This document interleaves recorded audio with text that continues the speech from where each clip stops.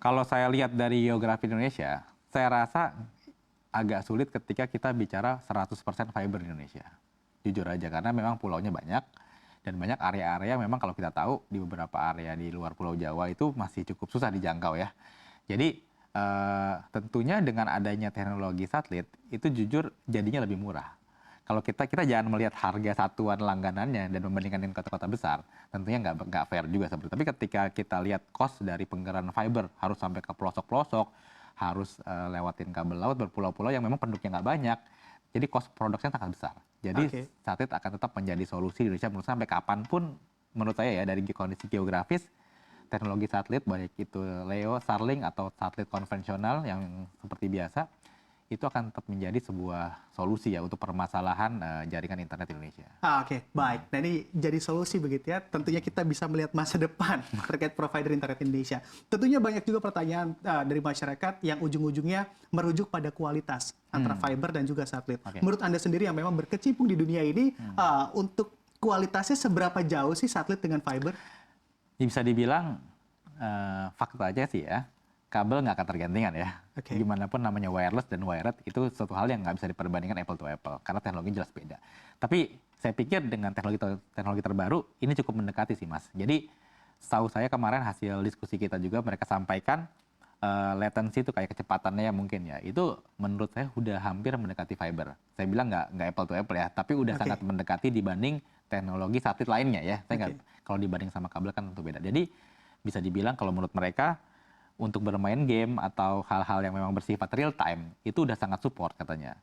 Beda dengan satelit yang sulit itu kan kapasitas kecil jadi agak delay-nya agak lama, agak sulit untuk bermain-main yang atau aplikasi yang bersifat real time. Nah, tapi dengan teknologi LEO itu sepertinya dia bilang untuk aplikasi yang real time seperti game dan lain-lainnya itu udah support seperti itu. Jadi apple to apple tidak, tapi setidaknya udah jadi solusi yang lebih baik lah ya untuk area-area yang jauh-jauh tadi. Oke, baik. Karena memang teknologi ini juga masih dikembangkan begitu ya, Mas Arief. Mungkin kedepannya juga akan lebih baik lagi. Sebetulnya kalau melihat juga fenomena yang terjadi, yang mana riset yang sudah dilakukan juga untuk speed internet Indonesia ternyata masih kalah dengan Afrika begitu, Mas Arief. Apakah Anda melihatnya juga dengan adanya Starlink ini ataupun teknologi satelit ini juga akan meningkatkan kecepatan data di provider internet Indonesia? Saya pikir itu suatu hal yang cukup nggak nyambung sih. Karena gini, kenapa kita selalu jelek di hasil survei? Karena masyarakat kita banyak banget, Mas. Karena itu salah satu faktor pembaginya adalah masyarakat.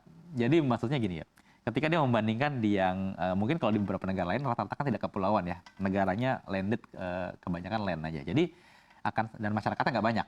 Jadi faktor pembaginya dikit. Dan kita dibagi kalau dengan kecepatan yang ada harus dibagi dengan segitu banyak masyarakat, tentu pasti hasilnya akan minim ya. Jadi makanya saya sampaikan sebenarnya hasil-hasil survei kecepatan internet tuh menurut saya nggak menjadi patokan yang mengkhawatirkan sih buat kita ya di industri ISP Indonesia. Saya tetap yakin kalau di kota-kota besar sama lah, saya pikir kualitasnya bahkan lebih bagus juga. Cuman kalau untuk yang daerah pinggiran kita sama-sama tahu juga ya, memang itu bukan hal yang nggak akan apple to apple sama kita yang tinggal di Jakarta atau kota-kota besar. Jadi jumlah masyarakatnya begitu yang terlalu banyak yang mana juga nantinya akan membagi speed itu sendiri. Sebetulnya ini kan juga menjadi tantangan begitu ya Mas Arief bagi pemerintah kita yang mana juga menyediakan internet sebaik mungkin bagi masyarakatnya. Tapi kalau misalnya dari Anda sendiri melihatnya untuk secara teknologi, apa solusi yang kiranya juga bisa menjadi ataupun harus dilakukan oleh pemerintah kita mengatasi kecepatan internet ini? Saya tetap believe ya, masa depan dari tulang punggung ekonomi digital itu broadband sih Mas. Alia broadband ya. Jadi karena broadband itu menurut saya di negara-negara maju sekalipun, ya mungkin kita sebut Korea, Singapura dan lainnya, memang yang jadi acuan itu broadband. Karena itu paling affordable sebenarnya dan paling stabil buat dipakai masyarakat. Seperti kita tahu kalau kita langganan di rumah paling cuma nggak sampai 300.000 yang pakai bisa berempat ya. Benar ya.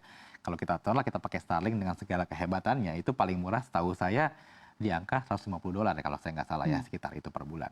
Dengan speed yang lumayan sih, tapi tetap aja perbandingannya sangat jauh ya, dan di kota-kota besar menurut saya itu nggak akan menjadi sebuah solusi. Kayak kita di Jakarta atau di sekitaran Jakarta, saya rasa kita nggak ada yang pakai Starlink sih Mas, kecuali yang penasaran aja ya, karena kita akan lebih ke broadband. Nah, maka saya bilang tadi ke depan memang yang perlu digalakin broadband tadi, karena setahu saya di Indonesia sendiri pengguna internet broadband belum sampai 20% Mas.